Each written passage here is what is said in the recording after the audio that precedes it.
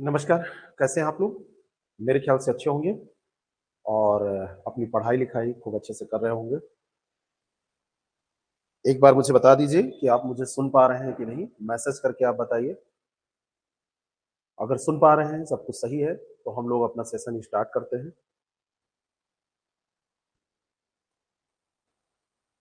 Very good evening to all of you. आवाज वगैरह सब कुछ आ रही है? सही है सब कुछ?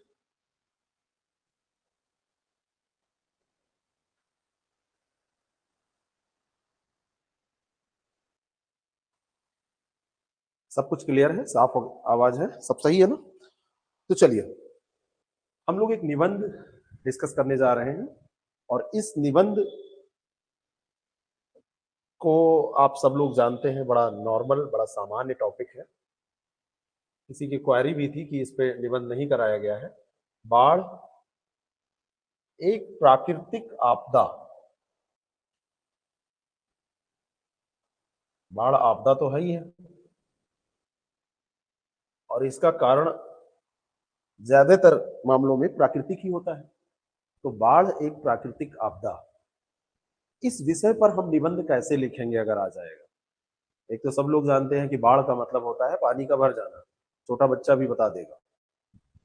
और पानी अगर भर जाएगा तो घर में भर जाएगा तो दिक्कत हो जाएगी, ज्यादा भर जाएगा घर डूब जाएंगे, लोग विस्थापित हो जाएंगे। ये तो सबको पता है। कुछ और बच्चों से आप पूछेंगे तो वो बता देंगे कि बीमारियां भी फैलेंगी, और पूछेंगे तो आप बता देंगे कि जान माल दोनों की हानि होगी। ये सारी चीजें सबको पता है, लेकिन अगर एक सिविल सर्विसेज की परीक्षा में आपको निबंध लिखना हो, स्तरीय निबंध लिखना हो, तो आप कैसे इसको लिखेंगे? सबसे पहले हम चलते हैं स्ट्रक्चर पे। बाढ़ एक प्राकृतिक आपदा, इसका क्या स्ट्रक्चर होगा इस निबंध का? जब भी हम बात करते हैं निबंध की तो उसको तीन भागों में हमने हमेशा बांटा है। एक है भूमिका, दूसरा है मुख्य भाग और तीसरा है निष्कर्ष या उपसंहार। इन तीन भागों में बांटकर ही हमने निबंध को हमेशा डिस्कस किया है। भूमिका में इसमें क्या लिखेंगे? अब अगर बाढ़ को हम परिभाषित करने लगे तब तो ये बड़ा सामान्य निबंध हो जाएगा, बहुत ही सामान्य निबंध हो जाएगा। अगर हमने बताया कि बाढ़ किसे कहते हैं, सूखा से तुलना कर दी, तब भी ये सामान्य ही हो जाएगा। तो थोड़ा सा ऑर्नामेंटल तरीके से इसको शुरू करेंगे। उसका तरीका मैं अभी आपको बता रहा हूँ, नोट्स भी आपको मिलेंगे, बाद में देते हैं थोड़ा सा। और फिर मुख्य भाग में हम दिखाएंगे कि भारत में बाढ़ की क्या स्थिति रहती है, और मुख्य भाग में ना दिखा के इसको कहीं ना कहीं भूमिका से ही ऐसे कनेक्ट करके ही लिखेंगे।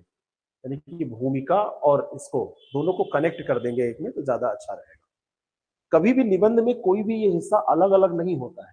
भूमिका से कनेक्टेड मुख्य भाग से भी कनेक्टेड निष्कर्ष होता है। अलग दिखना नहीं चाहिए। सही तरीका ये होता है कि ये ऐसे ऐसे चले, एक दूसरे से बिल्कुल ऐसे कनेक्टेड हो।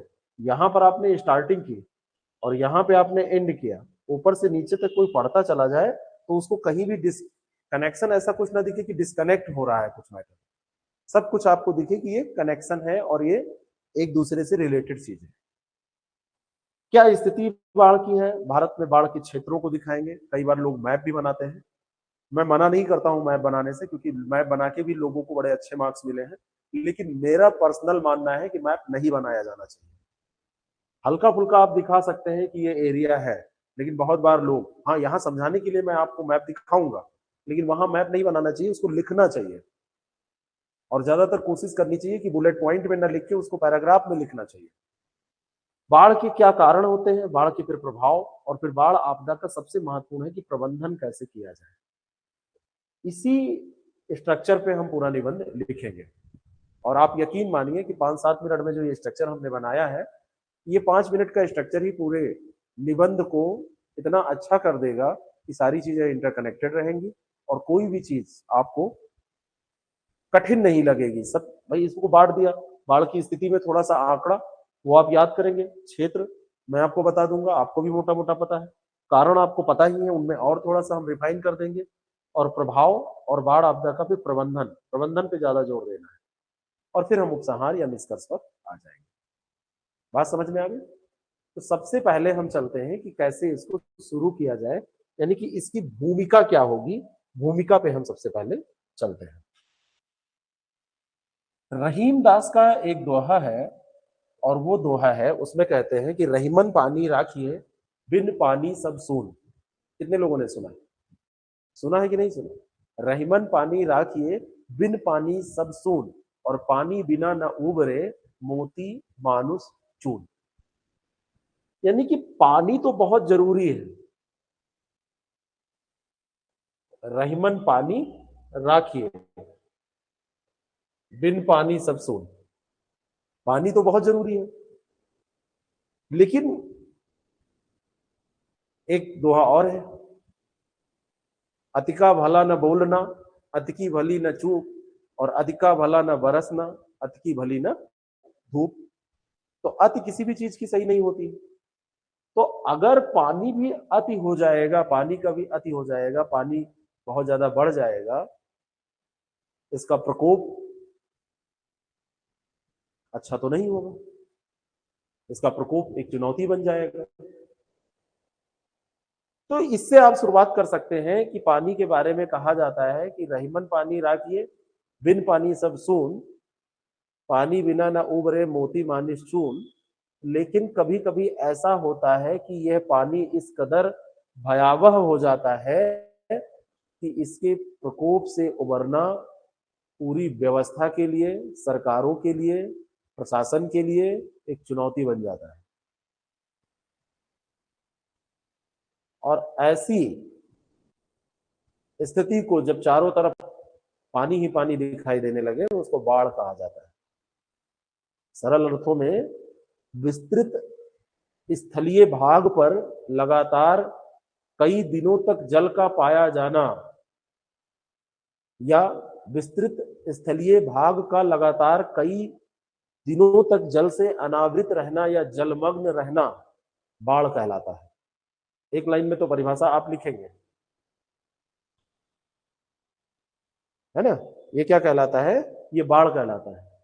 और भारत बाढ़ की आपदा से अगर देखा जाए तो बड़ा असुरक्षित है।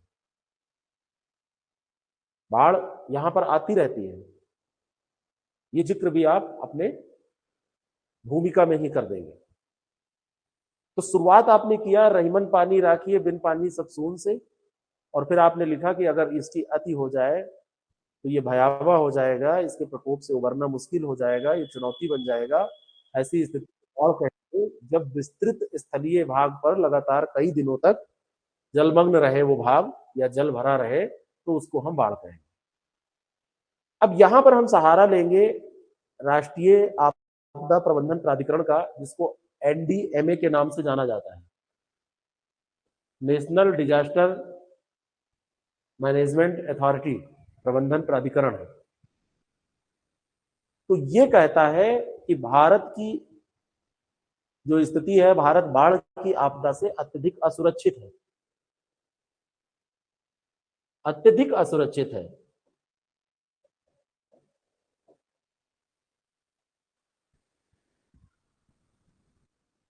हमारा जो क्षेत्र है वो लगभग 229 मिलियन हेक्टेयर है। 229 मिलियन हेक्टेयर का क्षेत्र है भारत का, और इसमें से देखा जाए तो 40 मिलियन हेक्टेयर का हिस्सा बाढ़ प्रवण है। 40 मिलियन हेक्टेयर, थोड़ा सा अलग करना पड़ेगा आप लोगों को दूसरों से, ऐसे आपको एरिया बताना पड़ेगा कि कितना अलग है, क्या स्थिति है।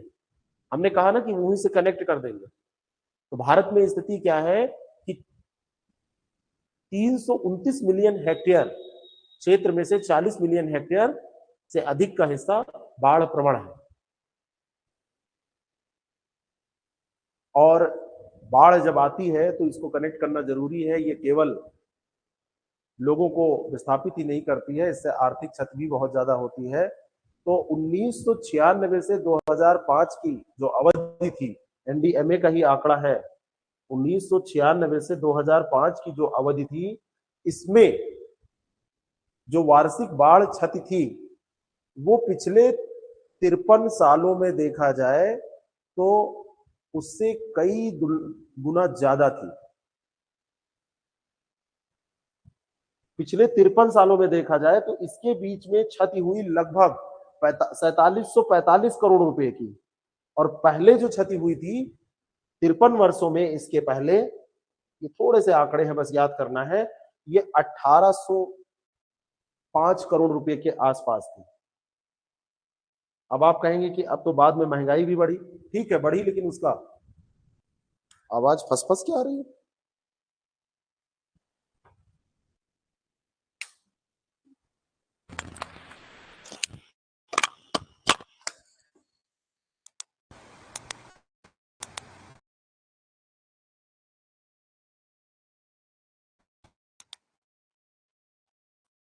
अब बताइए आवाज कैसी आ रही है?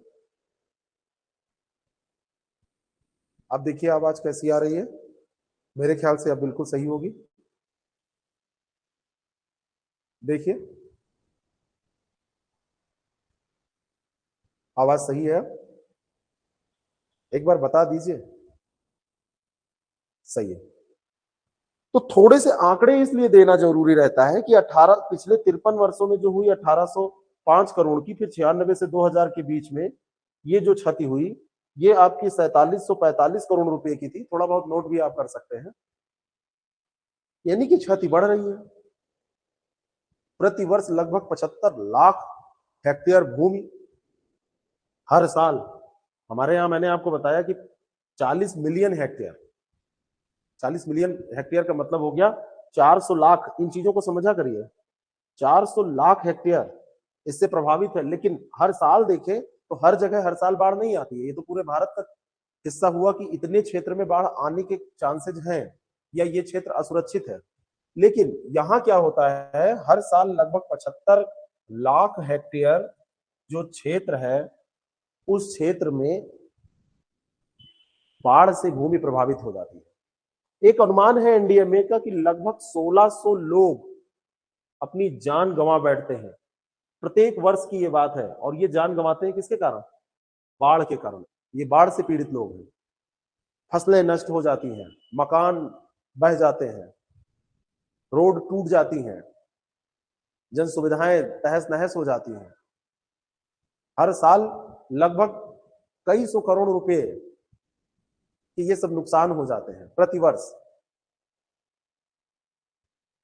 1977 में एक बार बाढ़ आई थी हमारे यहाँ। तो 1977 में जब बाढ़ आई तो आंकड़े बताते हैं कि 11,000 से ज्यादा लोग उस समय, अधिकतम अभी तक के आंकड़े हैं, 11,000 प्लस लोग क्या हो गए थे, जान गंवा बैठे थे। और माना जाता है कि हर 5 साल पे बाढ़ की आवृत्ति पाई जाती है। हर 5 साल पे जिन क्षेत्रों में बाढ़ आती है वहां पे 5 साल के अंदर फिर से बाढ़ आ जाती है। एक बार से अधिक बाढ़ आती है यहाँ। यानी कि हर 5 साल पर एक बार से अधिक बाढ़ आ जाती है। बात समझ गई? तो ये तो आपकी भूमिका, और कहीं ना कहीं आपने इसी पैराग्राफ में, 2 पैराग्राफ इसमें आप बना सकते हैं। मैंने कहा है 60-70 शब्दों का एक पैराग्राफ बनाइए, तो आपने इसको लिख दिया। अब जो बाढ़ का कारण है उसकी अगर हम बात करें, दूसरा हमने क्या कहा था कि बाढ़ के क्षेत्र, क्षेत्र की अगर हम बात करें तो सबसे पहले क्षेत्र देख लेते हैं। क्षेत्र आप लिखेंगे तो बाढ़ का जो मुख्य रूप से क्षेत्र आपको मिलेगा ये उत्तर भारत में आपको मिलेगा। ये पूरा एरिया आप देखिए, नॉर्थ ईस्ट में भी आपको मिलेगा। फिर ये वेस्ट बंगाल, उड़ीसा, इधर आप आएंगे आंध्र प्रदेश का ये जो पूरा तटीय क्षेत्र है। इधर आप आएंगे तो गुजरात और महाराष्ट्र में कुछ क्षेत्र है, राजस्थान का इसमें कुछ क्षेत्र आपको मिल जाएगा, केरल का कुछ क्षेत्र आपको मिल जाएगा। तो ये सब क्षेत्र है जिनका आप जिक्र कर देंगे, या अगर आपका बहुत मन कर रहा है तो हल्का सा ड्रॉ करके इसको दिखा देंगे। लेकिन मैप बनाने के पक्ष में मैं नहीं हूं, आप हल्का सा ऐसे थोड़ा सा ड्रॉ करके इसको दिखा सकते हैं कि यहाँ यहाँ बाढ़ ऐसे आती है। इन क्षेत्रों को दिखाने के बाद अगर आप पैराग्राफ में लिखेंगे तो यहाँ मैप नहीं, अगर मैप बना देंगे तो उसको लिखेंगे नहीं पैराग्राफ में। फिर आप आएंगे बाढ़ के कारणों पर कि क्या कारण है बाढ़ के, बाढ़ क्यों आती है, बाढ़ के कारण क्या है। तो सबसे बड़ा कारण आपको यही लगता है कि अगर बारिश ज्यादा हो जाए, तो बाढ़ आ जाएगी। आ जाएगी कि नहीं आ जाएगी? बारिश अगर ज्यादा हो जाए तो बाढ़ आ जाएगी। लेकिन केवल बारिश ज्यादा होने से ही बाढ़ नहीं, नदियों का जो घुमावदार मार्ग होता है, कुछ मैदान ऐसे होते हैं जहां पानी हर साल भर जाता है, जिसको विस्तृत बाढ़ मैदान ही कहते हैं। नदियों की जो अनुदैर्ध्य परिच्छेदिका है, जो ढाल है, उसमें अगर कुछ रुकावट आ गई, उसकी प्रवणता चेंज हो गई, तेजी से ज्यादा तेज जल आ गया, भूस्खलन हो गया, ज्वालामुखी उद्गार हो गया, तो इन कारणों से, या नदियों के प्रवाह में कोई अवरोध आ गया, जो उनकी जलधारा बह रही है उसमें कोई अवरोध आ गया, तो इन कारणों से क्या होता है, बाढ़ आ जाती है। मानव जनित भी कारण है, ये तो सारे प्राकृतिक कारण हो गए। तो कारणों को हम विशेष तौर पर दो भागों में बांट सकते हैं मुख्य तौर पर। एक है प्रकृतिजन्य और दूसरा है मानवजन्य। जो अभी तक मैंने बताया वो प्रकृतिजन्य थे। मानवजन्य में जो निर्माण कार्य है, ठीक है, नदियों के मार्ग में हम लोग भी परिवर्तन करते हैं। नदियों पे पुल बनाते हैं, बांध बनाते हैं, है ना, हम लोग डैम बनाते हैं जो, है ना, हम अपने निजी उपयोग के लिए कई बार दिशाएं मोड़ते हैं नदियों की। भूमि उपयोग में जो परिवर्तन है, भूमि उपयोग परिवर्तन की बात करें, हम पेड़ों को काटते हैं, पेड़ों का जो कटाव होता है, पेड़ों का विनाश करते हैं, वनों का विनाश करते हैं, है ना। कृषि कार्य के लिए, कृषि कार्य भी कारण है, अभी मैं एक एक समझा रहा हूं। तो ये मानव जनित कारण है। जो प्रकृति जनित कारण है, प्रकृति जन्य कारण है, वो तो प्रकृति कहीं ना कहीं उनको सही कर लेती है, लेकिन जो मानव जन्य कारण है वो बहुत खतरनाक है। जैसे भारी जल वर्षा हुई, एक ये तो आप पैराग्राफ में लिख देंगे, भारी वर्षा, नदी का विसर्पित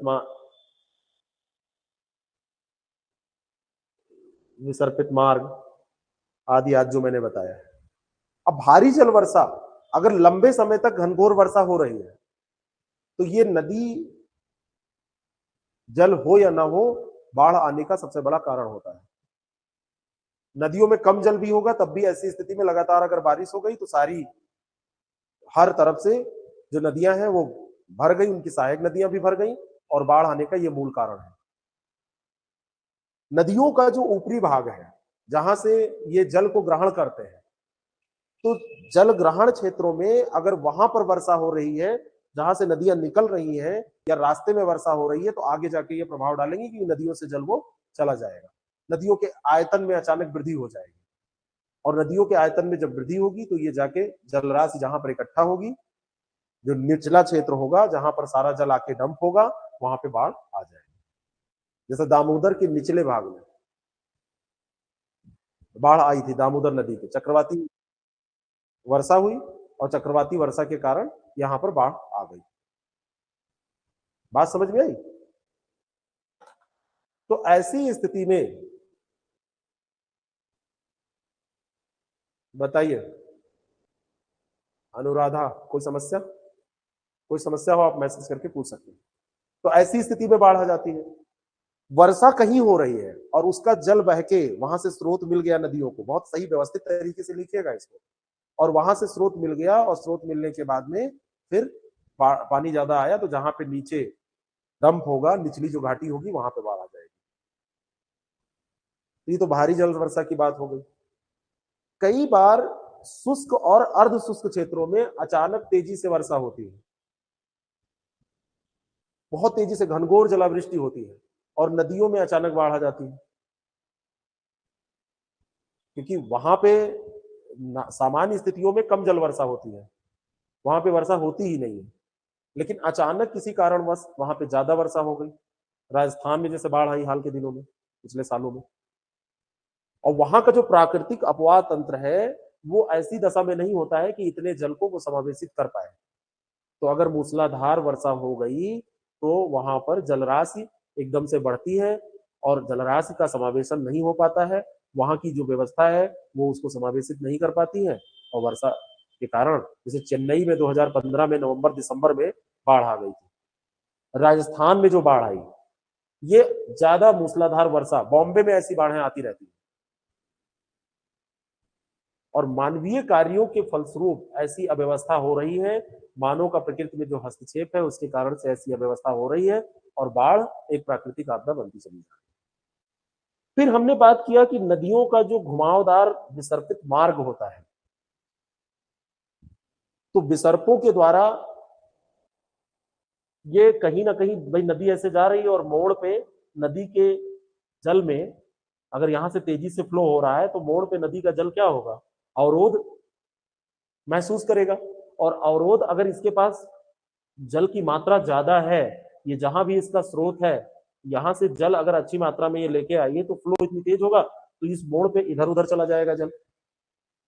साधारण अवस्था में तो ठीक है, लेकिन अगर जल ज्यादा है तो इसके विसर्जन में दिक्कत होगी, आगे बढ़ने में दिक्कत होगी, प्रवाह वेग इसका कम हो जाएगा तो जल इधर उधर जाएगा, अवरोध होगा, तेजी से नहीं बह पाएगा, टकराएगा, जल इधर उधर जाएगा और इसके आसपास के जो गांव होंगे, इसके आसपास के जो शहर होंगे, खेत होंगे, खलिहान होंगे, वहां पर बाढ़ आ जाएगी। बात समझ में आई? तो नदियों के जो विसर्पित मैदान है, जो नदियां विसर्पित होती हैं, वहां पे बाढ़ आने के चांसेस बहुत ज्यादा होते हैं। तो इनका विसर्पण भी एक बहुत बड़ा कारण है। लगातार हम वन विनाश करते चले जा रहे हैं, तो वन विनाश के कारण नदियों का जो ऊपरी क्षेत्र है, जलग्रहण जहां से ये करती हैं, तो वहां पर जो धरातल है वो काफी नग्न हो जाता है, वहां से फिर ये कटाव चालू होता है। यहाँ पे वेग खूब तेज रहता है नदियों का, और अगर पेड़ पौधे लगे होते हैं तो ये अपनी जड़ों से यहाँ पे मिट्टी पत्थर पहाड़ जो भी है उनको रोके रहते हैं। जब वनों का कटाव हो जाता है, पेड़ पौधे नहीं रह जाते हैं, तो फ्लो बहुत तेजी से होता है और फ्लो तेजी से होने से यहाँ से जो मलबा आएगा ये आगे जाके जमा होने लगता है। जब जमा होने लगता है तो नदियों की गहराई कम हो जाती है, तो कम गहराई वाले बर्तन में थोड़ा भी पानी पड़ेगा तो बाहर निकल जाएगा, अवसाद भर जाने के कारण यहाँ क्या होगा, जल बाहर निकल जाएगा। तो नदियों का अवसाद बाढ़ का एक बहुत बड़ा कारण बनता है। नदियां अवसादों का निक्षेप करने लगती हैं अपने मार्गों में, तो यहाँ तो फ्लो सही रहेगा, लेकिन जब निचले मैदानी भाग में पहुंचेंगी तो यहाँ पर वो जमा हो जाएगा, गहराई कम होगी तो इधर उधर जल निकलने लगेगा, तो इधर उधर जल निकल के वहां पे बाढ़ का कारण बन जाएगा, जल धारण क्षमता इनकी कम हो जाएगी। तो अगर थोड़ी सी भी वर्षा हो गई तो यहाँ पर नदियों में गहराई कम है, अपशिष्ट जमा हुआ है, तो बाढ़ का कारण ये बन जाएंगे। जैसे जैसे नगरीय क्षेत्रों का विस्तार होता चला जा रहा है, वैसे वैसे क्षति का दायरा भी बढ़ता चला जा रहा है। पहले दूर दूर तक घर नहीं होते थे, दोनों काम आप कर सकते हैं। देखिए, इससे आपको अपने ऐसे हो या ऐसे की स्पेशल बात करें, निबंध की बात करें, तो अपने शब्दों में आपको लिखना है, और मेंस का आंसर भी कहीं भी आपको लिखना है तो अपने शब्दों में लिखना है। मैं चाहूंगा कि मैं जो नोट्स आपको देता हूं उससे आप कॉन्सेप्ट लें, फैक्ट लें, बाकी शब्द आपके होने चाहिए, चाहे वो ऐसे हो और चाहे वो जीएस हो।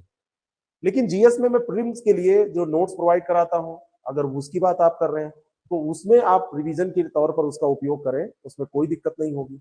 लेकिन अगर ऐसे की बात करूं तो यहाँ से आप कॉन्सेप्ट लीजिए, यहाँ से आप फैक्ट लीजिए और अपने शब्दों में लिखिए। ठीक है, जब मैं टेस्ट लूंगा तो उसको देखूंगा, 20-25 निबंध 30 निबंध हो जाएंगे, फिर टेस्ट स्टार्ट होगा, टेस्ट जल्दी से स्टार्ट कर देंगे, है ना। तो फिर मैं देखूंगा कि आप अपने कितने शब्दों का इस्तेमाल कर रहे हैं। भाई कंटेंट तो हमारे से आप लीजिए, कंटेंट ये काफी मेहनत से बनाया गया, लेकिन मैं ये चाहूंगा कि शब्द आपके, जैसे जैसे नगरीय क्षेत्रों का विस्तार हो रहा है, तो नगरीय क्षेत्रों के विस्तार होने से, शहरी बस्तियों के विस्तार होने से, ये तो घनी बस्ती हो गई, तो पहले जल प्लावित होता तो कम लोगों को प्रभावित करता, क्योंकि जो गांव थे वो दूर दूर बसे थे, और शहर जब बसते हैं तो दूर तक एक ही शहर, तो क्षति का दायरा बढ़ गया है।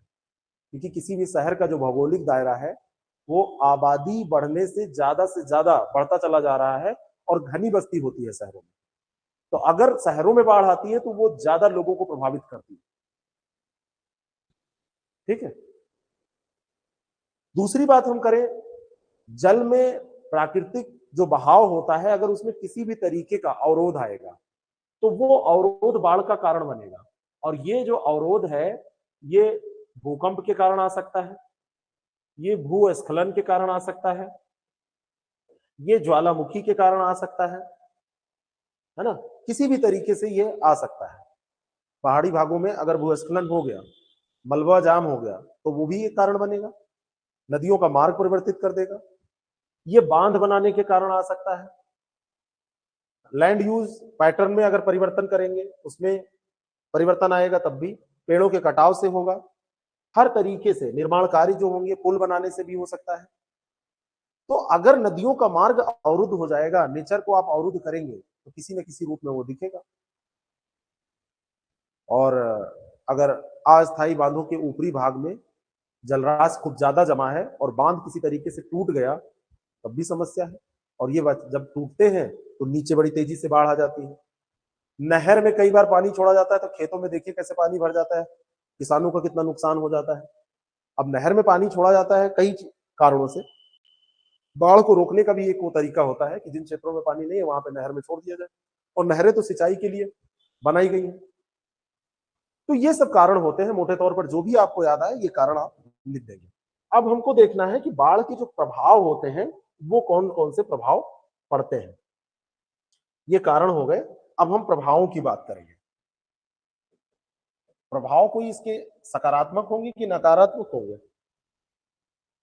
सबसे पहले अगर हम बात करें तात्कालिक प्रभाव की, दो भागों में इसको हम बांट सकते हैं। एक हम प्रभाव देखेंगे तात्कालिक, और दूसरा प्रभाव हम देखेंगे दीर्घकालिक।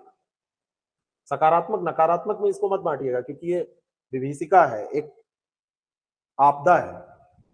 तात्कालिक जो प्रभाव है उसमें सबसे पहले आप देखेंगे तो जनधन की हानि होती है। ये प्रभाव आप देखिए, जनधन की हानि होती है। दूसरा प्रभाव, अब जनधन की हानि में क्या क्या, मानव, पशु, मकान, इन सब की हानि होती है कि नहीं होती है? फसलें, फसल भी बर्बाद हो जाती है। आपको ऐसे ड्रॉ नहीं करना है, मैं तो आपको याद करने का तरीका और अच्छे से तैयार हो जाए इसलिए ऐसा कर रहा हूं। लोग बेसहारा हो जाते हैं कि नहीं हो जाते हैं? भोजन की समस्या आती है,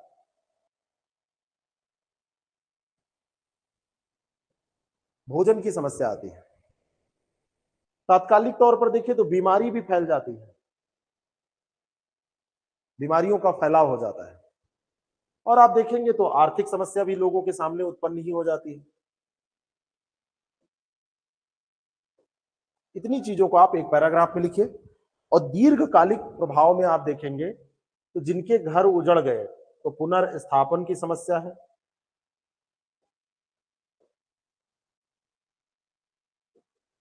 है कि नहीं है? पुनर्स्थापन की समस्या है। लोग जब फसल बर्बाद हो गई, आर्थिक समस्या है, तो ऋण जाल में फंस जाते हैं, लोग ऋण जाल में फंस जाते हैं।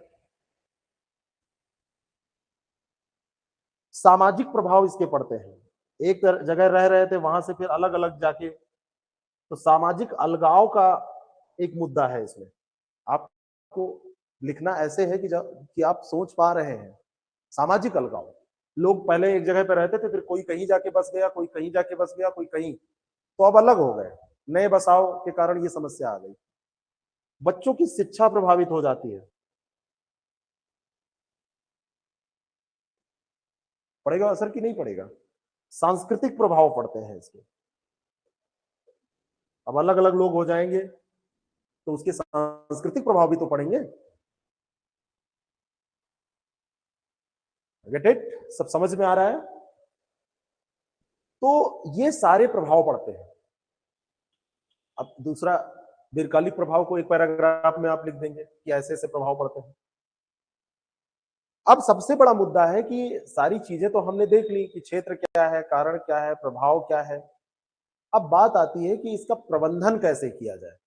और जब आप नौकरी में जाएंगे, अधिकारी बन जाएंगे, तो बाढ़ का प्रबंधन, अगर आपके क्षेत्र में बाढ़ आ रही है तो बाढ़ का प्रबंधन एक बहुत बड़ा मुद्दा होता है। पूरा महकमा, पूरा सरकारी तंत्र जब बाढ़ आती है तो उसी में लग जाता है।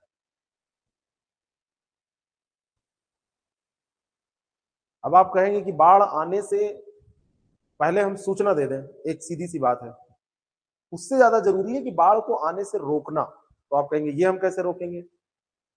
प्राकृतिक कारणों को तो आप नहीं रोक सकते, ये मैं मान रहा हूं, आप सही हैं। लेकिन जो मानव जनित कारक हैं, या कुछ आपको दिख रहा है कि इस नदी का मार्ग ऐसे विसर्पित है, यहाँ पर बांध टूट रहा है, यहाँ पर अगर पेड़ पौधे लगा दिए जाए तो बड़े हो जाएंगे, तो कुछ साल बाद बाढ़ आने की दर कम हो जाएगी। नदी जोड़ो परियोजनाएं, बहुत सारी चीजें हैं। कुछ नहरें निकाल दी जाए, जल को डिस्ट्रीब्यूट कर दिया जाए, है ना। कहीं पे पुल अगर बना के उसको चौड़ा कर दिया जाए, पानी निकास हो जाए अच्छे से, बहुत सारी चीजें हैं, किया जा सकता है। तो बाढ़ प्रकोप या आपदा का न्यूनीकरण और प्रबंधन हम कर सकते हैं, रोक एकदम से नहीं कर सकते हैं इसको। एक तो न्यूनीकरण कर सकते हैं, और दूसरी चीज है जिसको हम कहते हैं प्रबंधन। दो चीजें हम कर सकते हैं। सबसे पहले हमारा काम यह होना चाहिए कि हम आपदा निरोध के उपायों पर कार्य करें। निवारण कैसे हो, निरोध क्या हो, कैसे हो। तो जो वाही जल है, मान लीजिए कि कोई नदी है और इस नदी में जो जल भरा हुआ है, अगर इस वाही जल को, जहां से ये जल प्राप्त हो रहा है, ये नदियां यहां से दे रही हैं जल, कुछ सहायक नदियां हैं और अन्य क्षेत्रों से बह के आ रहा है, तो एकदम से इस नदी में जल भर जा रहा है, इकट्ठा हो जा रहा है, तो ये बाढ़ का सब कारण बन रहा है, यहाँ आके बाढ़ ले आ रहा है। अगर इसका समय बढ़ा दिया जाए, वाही जल को विलंबित करना इसको बोलते हैं, वाही जल विलंबन। अगर इसको बढ़ा दिया जाए, इस समय को बढ़ा दिया जाए, समय ज्यादा लगे, तो अलग अलग समय पे अगर इस जल आएगा तो एकदम से नहीं बढ़ेगा, तब तक नदी में भी बह के आगे चला जाएगा।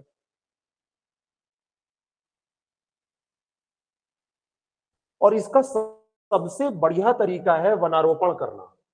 जिन क्षेत्रों से आ रहा है तो सिल्ट गाद और इन सब का जमाव भी कर रहा है, अवसाद भी लेके आ रहा है, अवसाद लाके नदियों की क्षमता को कम कर रहा है।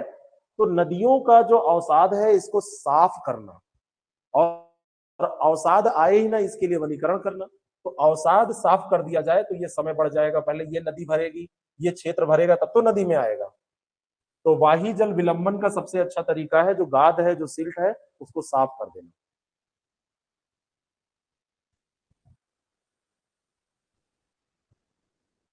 दूसरा एक है कि अगर विसर्पण ज्यादा है नदियों में, ऐसे नदी विसर्पित होकर चल रही है, तो अब ज्यादा विसर्पण ये बाधा उत्पन्न कर रहा है, तो दूसरा तरीका है, जो नदी है, नदी मार्ग को सीधा करना। एक ये तरीका हो सकता है, नदी मार्ग को क्या किया जाए, सीधा कर दिया जाए, तो बाढ़ आना कम हो जाएगी। तेजी से ये निकल जाए तो जहां जाना है समुद्र में जाके मिल जाए। तो वाही जल का विलंबन यानी कि सिल्ट और गाद, इन चीजों का वो साफ करके यहाँ भी क्षमता बढ़ाई जाए, इसकी भी क्षमता बढ़ाई जाए, और नदी बा, तो पहला ये हो गया, दूसरा तरीका ये हो गया। तीसरा है बाढ़ दिग परिवर्तन प्रणाली व्यवस्था। बाढ़ के समय अतिरिक्त जल को निम्न भूमि में, गर्त में या कृत्रिम ढंग से जल वाहिकाएं बनाई जाए, उनमें मोड़ दिया जाए, दिशा परिवर्तन कर दिया जाए। यहां पर क्या कहा जा रहा है, बाढ़ जल का दिशा परिवर्तन करना, दिक परिवर्तन इसको बोलते हैं। और ये दिक परिवर्तन, कुछ वाहिकाएं बनाई जाए, नहरें निकाली जाए और उसको डिस्ट्रीब्यूट कर दिया जाए, मोड़ दिया जाए। तो आयतन जब बढ़ेगा तो वही जल उसमें समा जाएगा और वो बाढ़ का सबब कारण नहीं बनेगा। और तरीके हैं बाढ़ के प्रभाव को कम करना,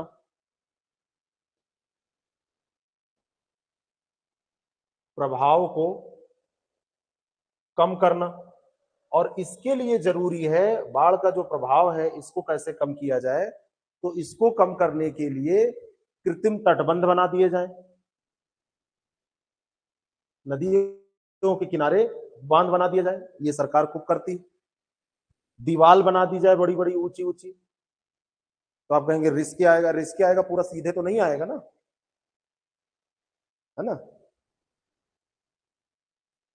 पानी को रोक लिया जाए, इसके लिए पत्थर की दीवारें बना दी जाती हैं, ईंटों का प्रयोग कर लिया जाता है, पत्थरों का प्रयोग, ईंटों का प्रयोग, कंक्रीट का प्रयोग किया जाता है, और इन सब के माध्यम से जल को रोकने का काम किया जाता है, कृत्रिम तटबंध बना दिए जाते हैं।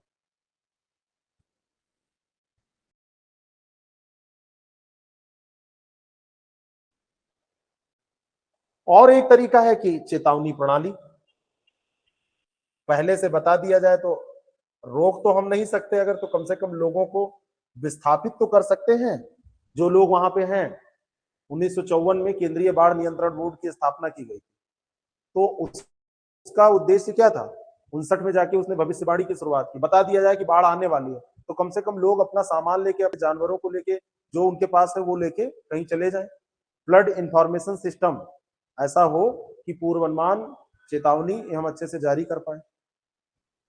तो इन सारे माध्यमों से हम बाढ़ को एक तो रोकने का काम भी कर सकते हैं, और अगर बाढ़ आ गई है तो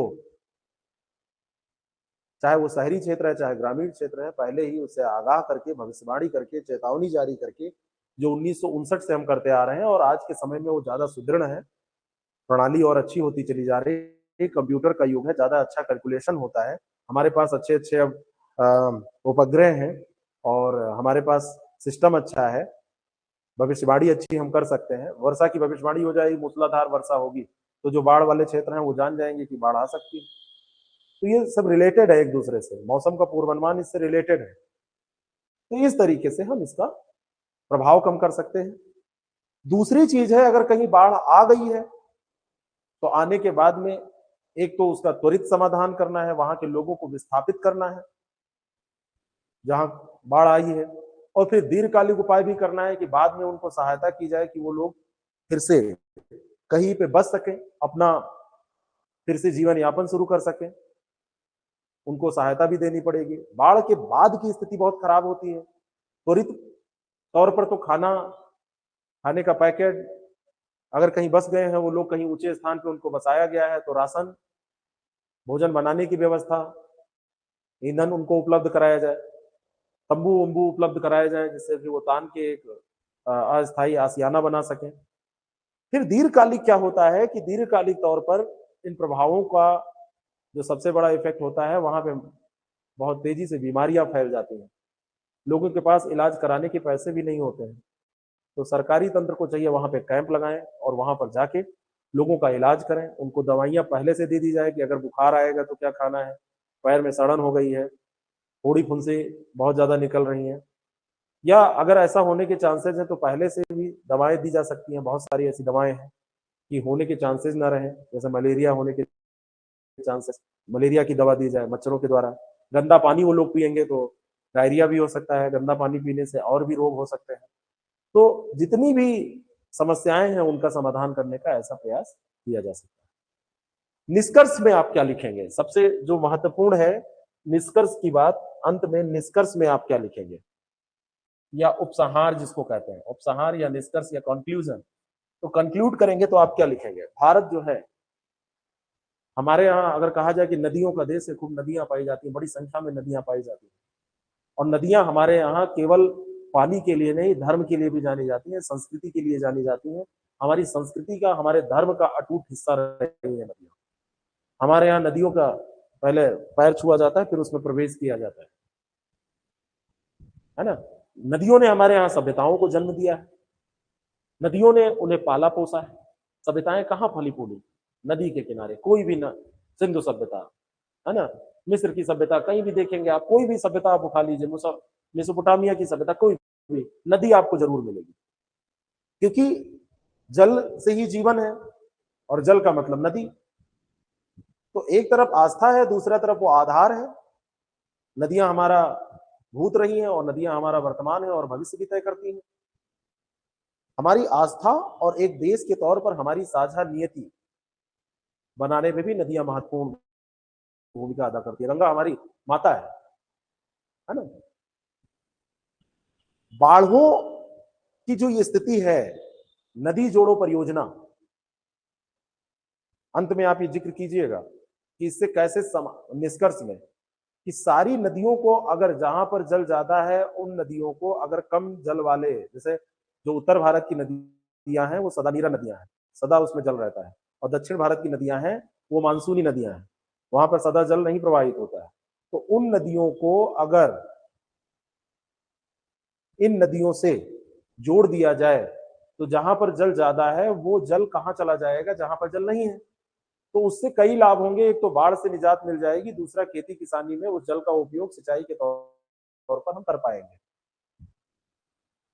और अगर कोई नदी सभ्यता का आधार है, सभ्यता की जड़ें नदियों में बसी हुई हैं, तो बाढ़ भी हमारे देश का एक अभिन्न हिस्सा है, हमारे इतिहास का एक अभिन्न हिस्सा है।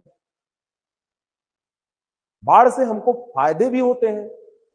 एक तो अगर इनको हम जोड़ देंगे तो उधर जल चला जाएगा, दूसरा नदियां जो हैं बाढ़ जब लाती हैं तो उर्वर मृदा भी लाती हैं।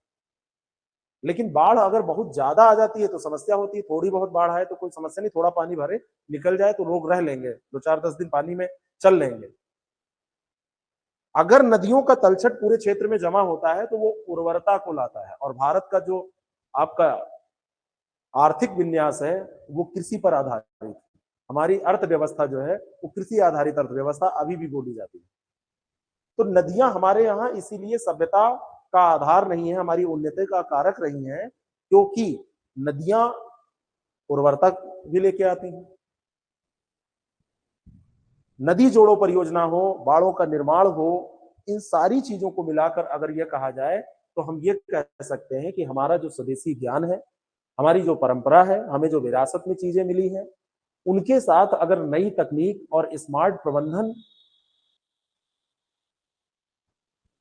को जोड़ दिया जाए तो इनका मणिकांचन संयोग इस समस्या का उचित समाधान प्रस्तुत कर सकता है। पुरातन ज्ञान, नवीन तकनीक, जो हमारी परंपराएं हैं, हमारी परंपरा में है पेड़ लगाओ।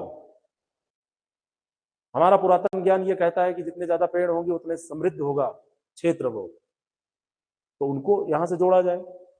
और तकनीक का मतलब है कि भविष्यवाणी सही से हो जाए। तकनीक का मतलब है अगर कंक्रीट का ढाल हम बनाएं तो वो अच्छे से बन जाए। तो अंत यहीं से करेंगे कि पुरातन ज्ञान, नवीन तकनीक, अगर इनका समावेशन, इनका संयोजन कर दिया जाए, जो हमारी परंपरा है इनका समावेशन कर दिया जाए, ये तो इनका मणिकांचन संयोग, थोड़ा सा ऑर्नामेंटल लिखिए, इनका मणिकांचन संयोग जो है वो बाढ़ की समस्या से निजात दिलाने में काफी मददगार होगा। लेकिन नदी जोड़ो परियोजना अभी भी पेंडिंग पड़ी है। सारी नदियों को ऐसा तो है नहीं कि जोड़ दिया गया है, काफी इसके दूरगामी परिणाम हो सकते हैं। तो इस तरीके से इसको लिखिएगा। बाकी कोई विचार होंगे या कोई विचार हो तो आप रख सकते हैं, कोई सुझाव हो तो आप बता सकते हैं मुझे। अपने शब्दों में निबंध हमेशा लिखिए। अपने शब्दों में नहीं लिखेंगे तो दिक्कत है, अपने शब्दों में लिख लेंगे सब बढ़िया। कम फैक्ट्स रहेंगे, मार्क्स मिल जाएंगे। कोई प्रश्न?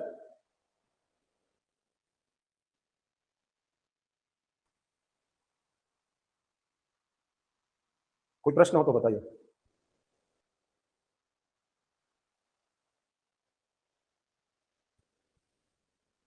नहीं है तो चलिए, ये हमारा निबंध का ये सेशन एक रहा, और इस पर निबंध लिखिएगा, इसको पोस्ट कीजिएगा। हाँ, कॉपी चेक कर देंगे। कॉपी इसको व्यवस्थित तरीके से वो कर रहे हैं, कॉपी चेक हो जाएगी, बिल्कुल समस्या नहीं होगी। बिल्कुल। Thank you, thank you so much.